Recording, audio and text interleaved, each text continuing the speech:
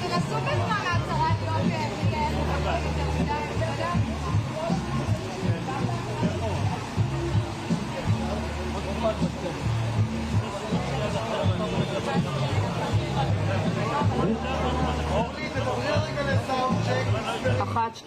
אחת, שתיים, 3. עושים LFV, תודה. לא להתקדם יותר.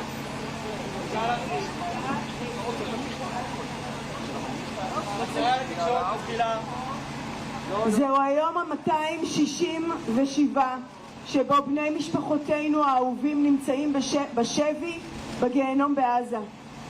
זאת מציאות בלתי נתפסת ובלתי נסבלת. הלב שלנו לא מפסיק לצרוח. חייבים להחזיר את כולם ולהציל חיים. הבוקר התבשרנו שממשל ביידן פועל כדי לחדש את המשא ומתן לעסקה. לפי הדיווחים, הנושא שנותר במחלוקת היה ונשאר התחייבות ישראלית לסיום המלחמה. מה שעומד בינינו ובין יקירנו היא אותה התעקשות של נתניהו לא לסיים את המלחמה כחלק מעסקה. המשמעות של המשך המלחמה היא רצח החטופים על ידי ממשלת ישראל. הדם על ידיכם. פעם אחר פעם נתניהו תרפד עסקאות ברגע האמת, שהתרברב בקולו או באמצעות גורם מדיני שלא יסכים לסיים את המלחמה. אסור לתת לנתניהו לטרפד את העסקה גם הפעם.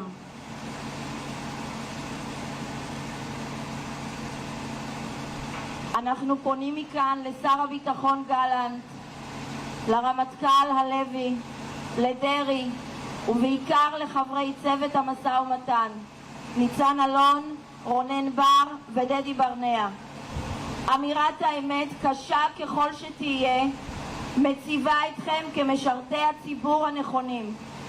זו אחריות אישית שלכם לא לאפשר לנתניהו לטרפד שוב את העסקה ולא לצאת בהצהרות שיגרמו לחמאס להקשיח עמדות.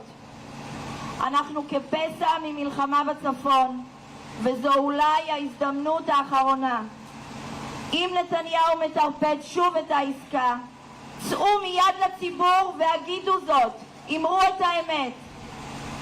9 חודשים אחרי המחדל, הציבור מצפה מכם לצאת בפנים גלויות ולומר מי בדיוק מונע את העסקה. בסקר שפורסם אמש נקבע כי רוב הציבור מאמין שהממשלה מפקירה את החטופים. רוב הציבור מבין מה קורה כאן. העם מבין שנתניהו מעריך את המלחמה משיקולים אישיים, כי עסקה תביא לסיום המלחמה, וזה יביא לבחירות ולסיום שלטונו של נתניהו. נתניהו נאחז בשלטון על גב משפחותינו בשבי.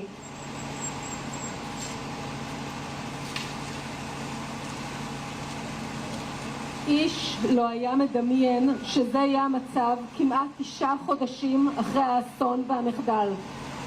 הצפון בוער, רשימת הנופלים מתארכת, 120 חטופים עדיין בשבי, ואנחנו כפסע ממלחמה רב-זירתית.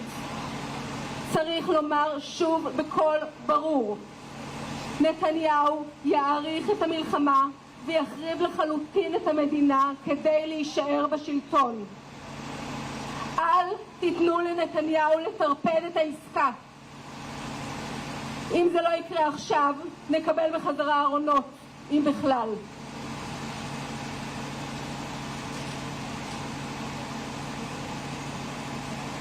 נתניהו הפקיר, העם יחזיר. מפילים את השלטון כדי להציל את החטופים והמדינה. צאו לרחובות בדרישה להחזרת כל החטופים הביתה מיד. צאו לרחובות בהמוניכם, כי אתם התקווה היחידה של החטופים והחטופות. רק מאבק ציבורי רחב ונחוש יביא לעסקה שתחזיר את יקירינו הביתה. כשהכיסא של נתניהו ירעד, הוא ירוץ לעסקה. אין ניצחון עד החטוף האחרון.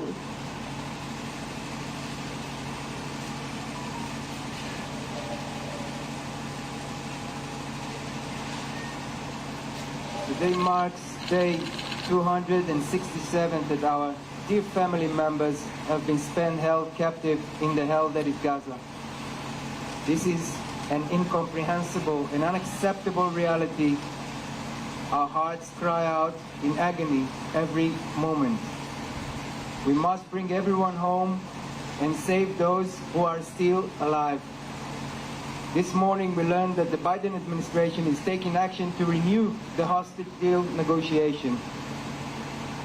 The one thing standing between us and our loved ones is Netanyahu's stubborn insistence to not end this war as a part of a deal. The continuation of this war means the murder of the hostages by Israeli government. The blood is on your hands. Time after time, Netanyahu has sabotaged this deal at the moment of truth by boasting in his own voice or through a nameless government official saying that he will not agree to end this war. Netanyahu must not be allowed to sabotage this deal too.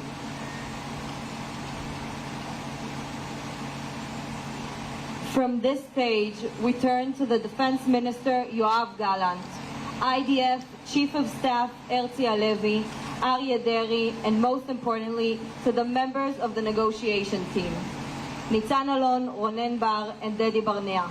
It is your personal obligation and responsibility to not allow Netanyahu to sabotage this deal again, and to not allow Netanyahu to make statements which will cause Hamas to harden its positions. We are a step away from a war in the north. This could be our final chance. If Netanyahu sabotages this deal, come out to the public immediately and tell us the truth. It has been 9 months since the disaster failure of October 7th. The public accepts you to openly come out and clearly state who is preventing this deal from happening. In a poll published last night, the majority of the public asserted that the government has abandoned the hostages. The majority of the public fully comprehends what is happening here.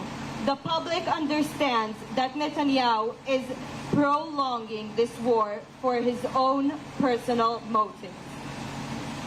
Because a deal means an end to this war, and that means holding a general election in Israel and an end to Netanyahu's region. Netanyahu is gripping onto his seat of power at the expense of the lives of our family members in Gaza.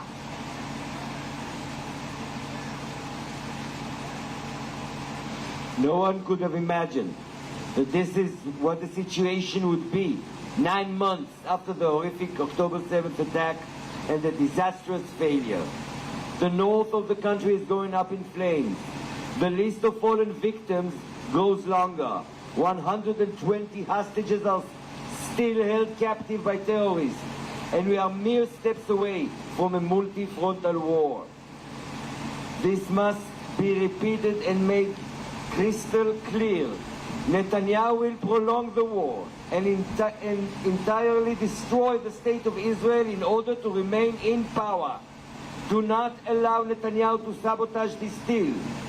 If a deal is not secured now, what we will get back are body bags, if we get anything back at all. Netanyahu has abandoned them. The people will bring them home. We will topple this government in order to save our hostages and our country. Take to the streets and demand that all of the hostages be returned home now. Take to the streets en masse, because we are the only hope the hostages have. Only a determined and passive and massive public outcry will bring the deal which will bring our loved ones home. When Netanyahu's seat of power begins to shake, he will rush to secure a deal. There is no victory, and there can be no victory until every single hostage is brought home. This concludes the hostage family statement in Hebrew and English for today. Thank you very much.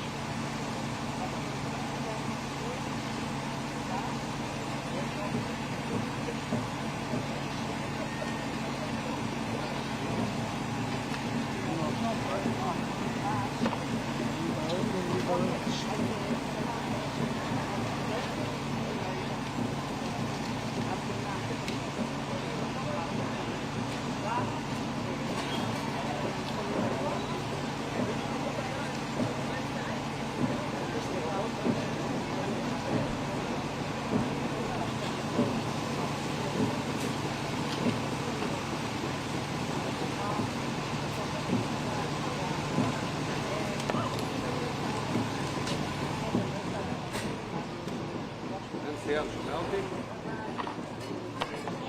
יופי, אני סוגר לייב.